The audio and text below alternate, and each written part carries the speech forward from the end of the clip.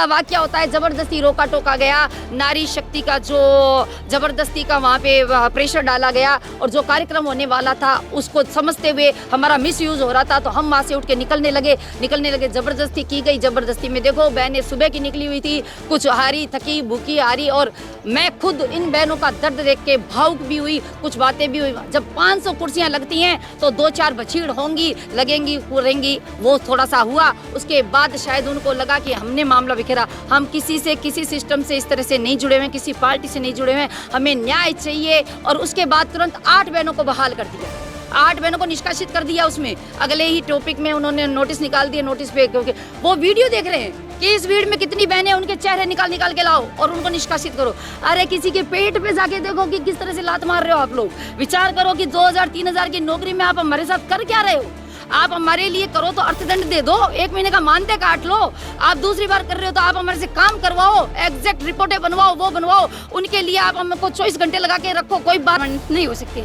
लेकिन जब इसी सरकार ने वादा किया तो हमें भी बड़ी खुशी हुई कि हमें भी परमानेंट करेंगे। लेकिन 4 साल तक हमने इंतजार किया, हमें कोई इस बात का फायदा नहीं मिला। तो हमने ये आवाज़ उठाई, किसी बहन ने बताया कि हमें जागरूक होना चाहिए। हमें कहीं ना कहीं ऐसा लगा कि हम जागरूक नहीं है, इसलिए हमारा शोषण हो रहा है। लेकिन आज हमें लग रहा है जो हमने सोचा वो गलत था।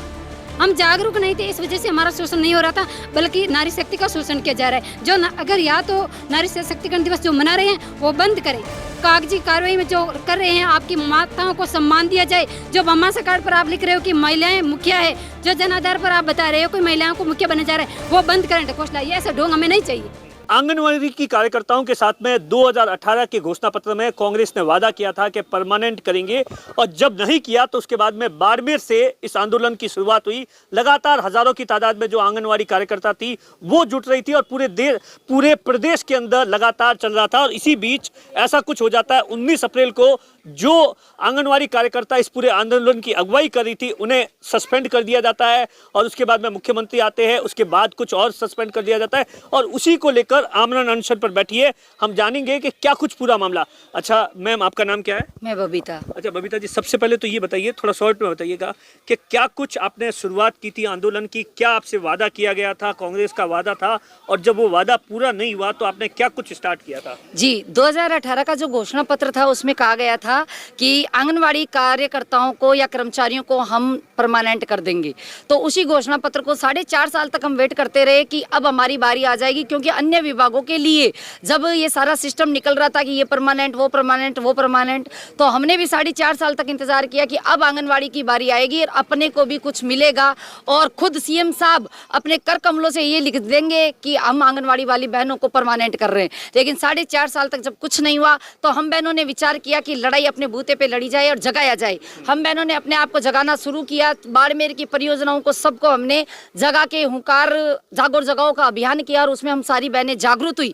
फिर जब हम प्रदेश स्तर की टूर पे निकली और बाकायदा सिस्टम से निकली तो हमारे साथ एक वाकया हुआ। वहाँ कोटा की बहन ने जो भी सिस्टम किया सबके सामने पहले भी आ गया है, और मैंने बाकायदा एडिशन जो अपने अतिरिक्त कलेक्टर साहब हैं वहाँ तक मैंने वो उनके मैसेज भी दिए कि उन्होंने क्या क्या किया था और कैसे कैसे किया था। और उसके तहत 19 अप्रैल को नोटिस दिया और 20 अप्रैल को हमको 7 बहनों को एक साथ निष्कासित किया बिना किसी कारण के जाने।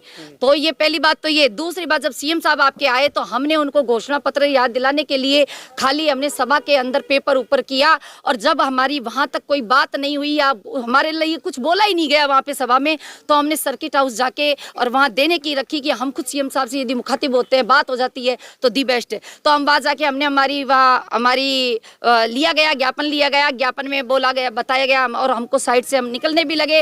लेकिन कुछ ऐसा वाकया होता है, जबरदस्ती रोका टोका गया, नारी शक्ति का जो जबरदस्ती का वहाँ पे प्रेशर डाला गया, और जो कार्यक्रम होने वाला था उसको समझते हुए हमारा मिसयूज हो रहा था, तो हम वहाँ से उठ के निकलने लगे। जबरदस्ती की गई। जबरदस्ती में देखो बहनें सुबह की निकली हुई थी, कुछ हारी थकी भूखी हारी, और मैं खुद इन बहनों का दर्द देख के भावुक भी हुई, कुछ बातें भी हुई। जब 500 कुर्सियां लगती हैं तो 2-4 बछीड़ होंगी, लगेंगी पूरेंगी, वो थोड़ा सा हुआ। उसके बाद शायद उनको लगा कि हमने मामला बिखेरा। हम किसी से, किसी सिस्टम से इस तरह से नहीं जुड़े हुए, किसी पार्टी से नहीं जुड़े हुए, हमें न्याय चाहिए। और उसके बाद तुरंत 8 बहनों को बहाल कर दिया, 8 बहनों को निष्कासित कर दिया। उसमें अगले ही टॉपिक में उन्होंने नोटिस निकाल दिए। नोटिस पे क्योंकि वो वीडियो देख रहे हैं कि इस भीड़ में कितनी बहनें, उनके चेहरे निकाल निकाल के लाओ और उनको निष्कासित करो। अरे किसी के पेट पे जाके देखो कि किस तरह से लात मार रहे हो आप लोग। विचार करो कि 2000-3000 की नौकरी में आप हमारे साथ कर क्या रहे हो।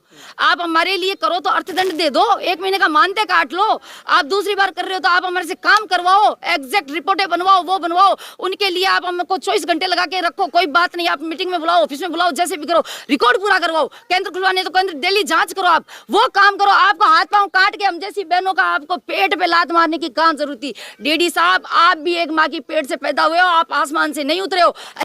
डीडी जो यदि महिला शक्ति के लिए नहीं सोचता है, ऐसा प्रशासन महिला शक्ति के लिए नहीं। आप कौन से महिला सशक्तिकरण की बात कर रहे हो? अच्छा, तो उस दिन जो कुछ हुआ था उसके बाद में क्या कभी आपकी प्रशासन से बातचीत हुई थी? रियली? अच्छा, हमने कलेक्टर को साहब जी को भी ज्ञापन दिया और हम खुद डीडी साहब से भी मिले कि जो सिस्टम है आपके सामने है, जो हो रहा है आपके सामने। साहब क्या गरीबान मारो। अच्छा, क्या नाम है आपका? जमुना दी। क्या लग रहा है, आप लोगों ने अगुवाई की, एक आवाज उठाई अपने बहनों के लिए, आपके लिए, उसका बहुत भारी पड़ गया?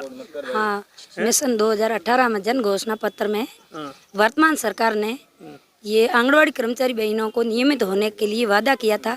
इस वादे के अनुसार हमने आंगनवाड़ी कर्मचारी बहनों ने, आंगनवाड़ी कार्यकर्ता, सहायिका, आशा सेवनी, ग्राम साथनी ने ये आवाज़ उठाई है। इसके लिए हमारे साथ ये खिलवाड़ हो रहे हैं। अब क्या डिमांड है आपकी? हमारी डिमांड ये है 18 बहनों को नियमित करने की और तुरंत प्रभाव से ये डीडी महोदय को बाड़मेर जिले से हटाया जाए। अच्छा, आपका क्या नाम है? जी, मेरा नाम कमला है। कमला जी, आपका गुजारा किस तरीके से चलता था और फिर ये क्या कुछ हो गया जिससे अब आपको यहाँ धरने पर बैठना पड़ रहा है? जी, फिलहाल मेरा गुजारा इस आंगनवाड़ी के मानदेय पर ही चलता था।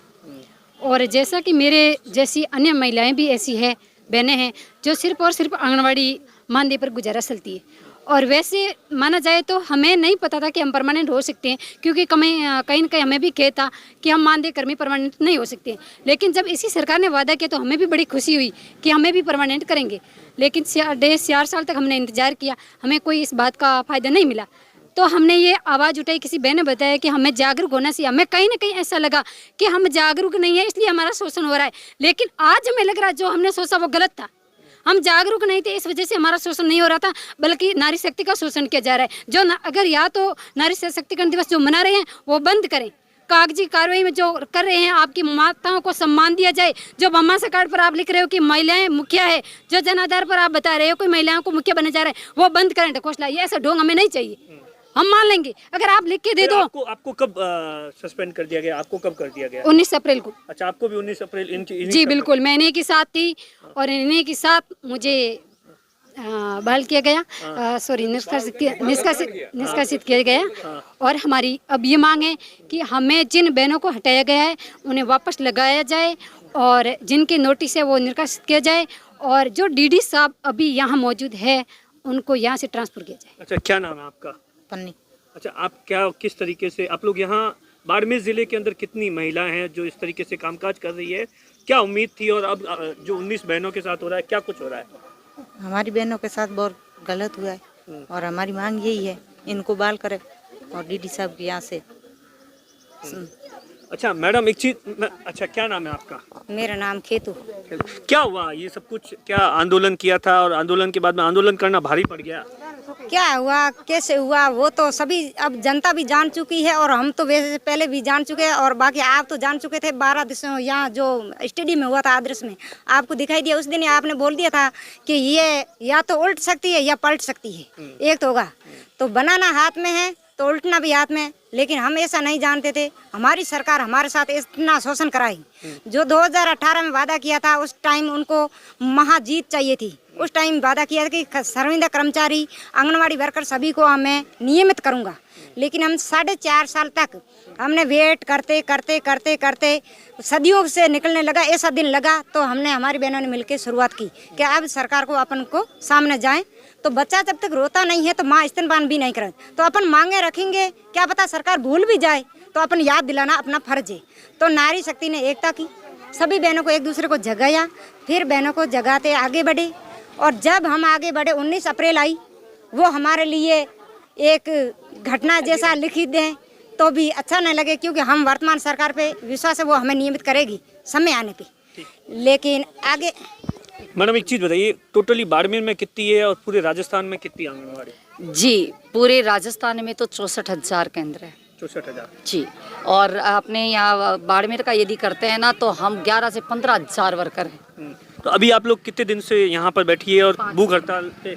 5 दिन से 10 जुलाई से मैं और मेरे भाई रतन जी अनशन पे हैं और 11 जुलाई से बहन खेतू हमारे साथ है। इस तरह से 3 बहन भाई हम अनशन भूख हड़ताल पे हैं। और कोई बातचीत करने आया? जी नहीं। क्या लग रहा है इस तरीके से सरकार मान जाएगी?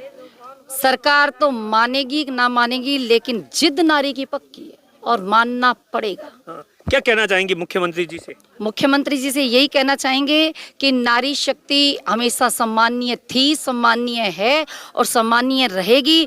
आपके कर कमलों से यदि आप हमें ये दे देते हैं कि ये लो परमानेंट का वो क्या कहते हैं पुरस्कार, वो रक्षाबंधन की बधाई, तो हम बहनें वापस रिपीट करेंगे। आप देखिए, दरअसल परमानेंट के लिए निकली थी, लेकिन 18 से 19 जो आंगनवाड़ी कार्यकर्ता थी उन्हें सस्पेंड कर दिया गया और उसी के लिए आप देखिए पिछले 4-5 दिन से लगातार धरना प्रदर्शन है। अब देखने वाली बात होगी कि इनके साथ में क्या कुछ होता है आने वाले दिनों में। दिनेश बोरा, बाड़मेर, राजस्थान तक।